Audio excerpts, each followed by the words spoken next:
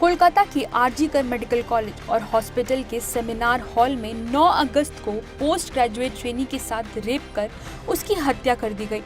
उसका शव मिलने के बाद पूरे देश में हड़कंप मचा हुआ है। इस पूरे मामले में 33 साल के संजय रॉय नाम के एक सिविक वॉलंटियर का चेहरा भी पुलिस के सामने आया, जो अक्सर उस हॉस्पिटल में आता जाता रहता है। इत्तेफाक से संजय भी उस रात सीसीटीवी कैमरे में अस्पताल में सेमिनार हॉल की तरफ जाता हुआ दिखा था और अब संजय का नाम सामने आया है। लेकिन ये सवाल अभी भी बना हुआ है कि क्या इस कांड को अंजाम देने में सिर्फ संजय ही शामिल था या उसके साथ कोई और भी था। अभी तक इस मामले में कोई बड़ी बात सामने नहीं आई है। इस केस को पूरी तरह से जो सुलझा सके। बता दें कि कोलकाता के राजकीय आरजी कर अस्पताल में ट्रेनी डॉक्टर के साथ रेप और हत्या के मामले में हाईकोर्ट ने सीबीआई जांच को आदेश दे दिया है। कोर्ट ने पुलिस से मामले से जुड़े सभी दस्तावेजों को सीबीआई को सौंपने को कहा है। पुलिस ने अभी तक ड्यूटी पर मौजूद जूनियर डॉक्टर, इंटर्न्स और अन्य कर्मचारियों से पूछताछ की। अब मामले में आगे की जांच सीबीआई करेगी। सीबीआई के हाथों में इस केस की कमान सौंप दी गई है।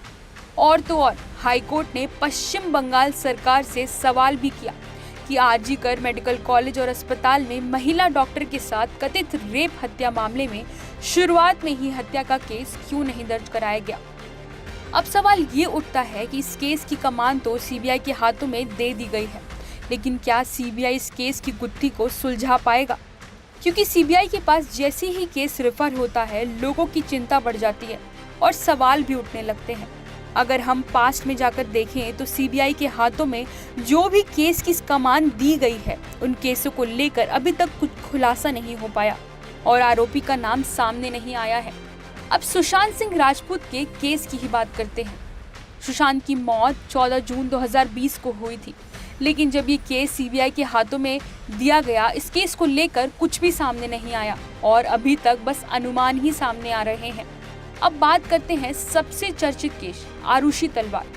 ये देश का सबसे चर्चित मर्डर केस है। 14 साल की आरुषि की मौत 16 मई 2008 की रात नोएडा स्थित घर में ही हुई। आरुषि की मौत को लेकर अलग अलग दावे किए जा रहे थे। किसी का कहना है कि हत्या घर के नौकर हेमराज ने की। कोई दावा करता है कि आरुषि के माता पिता नुपुर और राजेश तलवार ने ही उसे मारा। सीबीआई ने अपनी जांच में यही रिपोर्ट दी, जिसके बाद आरुषि के माता पिता को गिरफ्तार कर जेल भेज दिया गया था, मगर सबूतों के अभाव से कोर्ट ने उन्हें बरी कर दिया। सीबीआई अभी भी आरोपी नहीं खोज सका। ऐसे ही प्रद्युमन ठाकुर के केस में हुआ।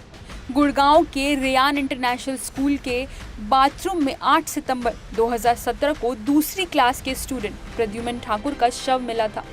उसकी हत्या का शक बस कंडक्टर पर गया। उसे गिरफ्तार भी कर लिया गया, मगर वो आरोपी प्रूफ नहीं हुआ। फिर इस केस को सीबीआई के हाथों में दिया गया और फिर इतने सालों से कौन अपराधी है, यह रहस्य आज भी बरकरार है। ये 3 बड़े केसेस जिसने पूरे हिंदुस्तान को हिला के रख दिया और इन 3 केस की कमान सीबीआई के हाथ में थी और अपराधी का कोई खुलासा नहीं हुआ। ऐसे ही कोलकाता का रेप केस भी पुलिस के बाद सीबीआई के हाथों में सौंपा गया है। लोगों के मन में ये सवाल उठने शुरू हो गए हैं कि क्या सीबीआई इस केस को सॉल्व कर पाएगी, इसकी गुत्थी सुलझा पाएगी। आपकी जानकारी के लिए बता दें कि आरजी कर अस्पताल में कथित तौर पर दुष्कर्म के बाद हत्या की शिकार हुई महिला ट्रेनी का शव शुक्रवार यानी 9 अगस्त को सुबह सेमिनार हॉल में मिला था।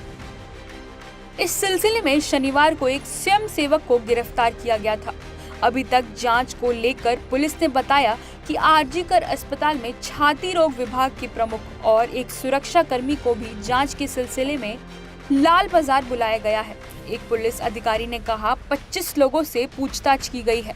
इनमें घटना की रात मृतक महिला के साथ खाना खाने वाले 4 डॉक्टर भी शामिल हैं।